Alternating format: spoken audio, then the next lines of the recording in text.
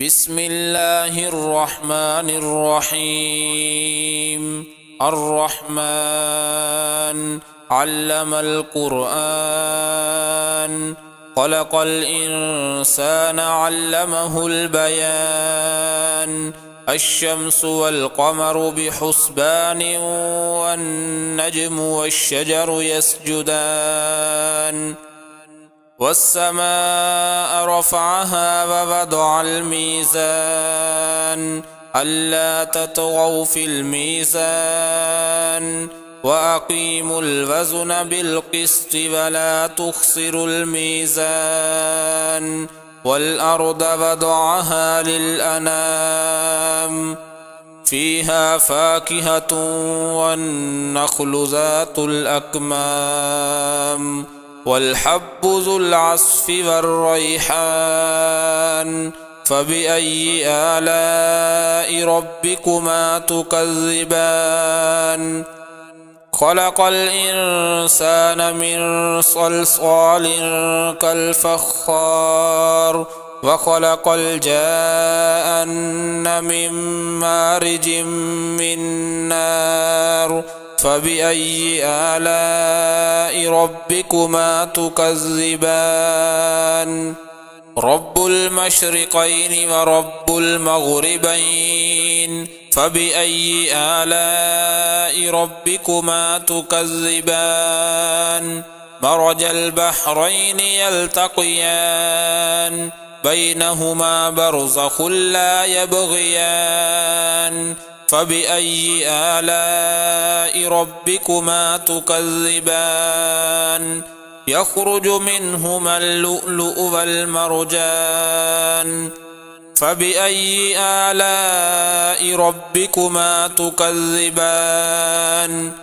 وله الجوار المنشآت في البحر كالأعلام.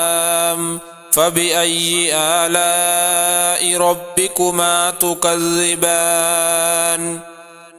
كل من عليها فان، ويبقى وجه ربك ذو الجلال والإكرام. فبأي آلاء ربكما تكذبان؟ يسأله من في السماوات والأرض، كل يوم هو في شأن. فبأي آلاء ربكما تكذبان؟ سنفرغ لكم أيها الثقلان. فبأي آلاء ربكما تكذبان؟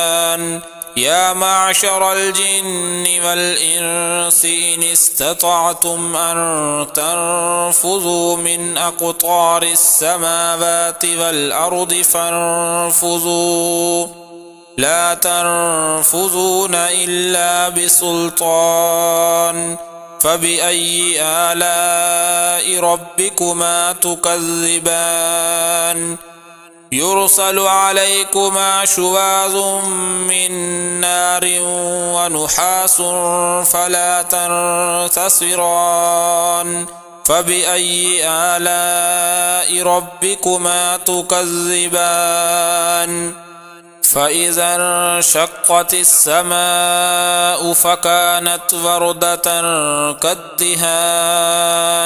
فبأي آلاء ربكما تكذبان؟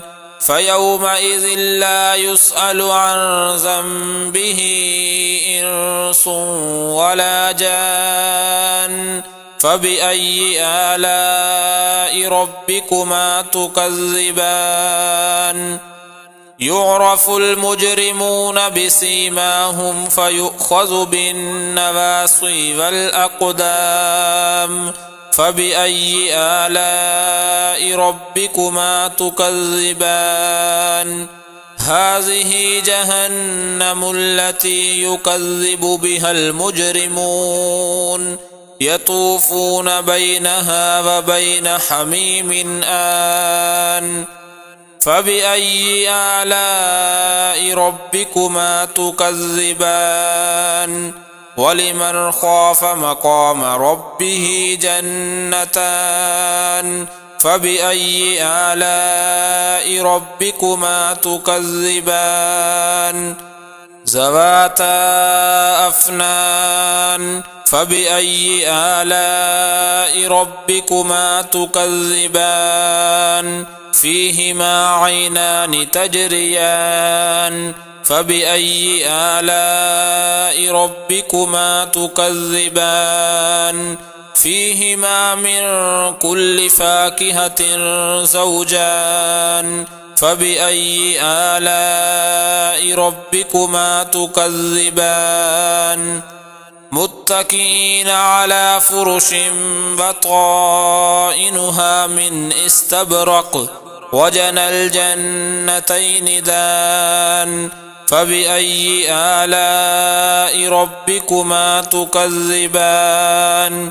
فيهن قاصرات الطرف لم يطمثهن إنس قبلهم ولا جان فبأي آلاء ربكما تكذبان كأنهن الياقوت والمرجان فبأي آلاء ربكما تكذبان هل جزاء الإحسان إلا الإحسان فبأي آلاء ربكما تكذبان ومن دونهما جنتان فبأي آلاء ربكما تكذبان مدهامتان فبأي آلاء ربكما تكذبان فيهما عينان نضاختان فبأي آلاء ربكما تكذبان فيهما فاكهة ونخل ورمان فبأي آلاء ربكما تكذبان فيهن خيرات حسان فبأي آلاء ربكما تكذبان حور مقصورات في الخيام فبأي آلاء ربكما تكذبان لم يطمثهن إنس قبلهم ولا جان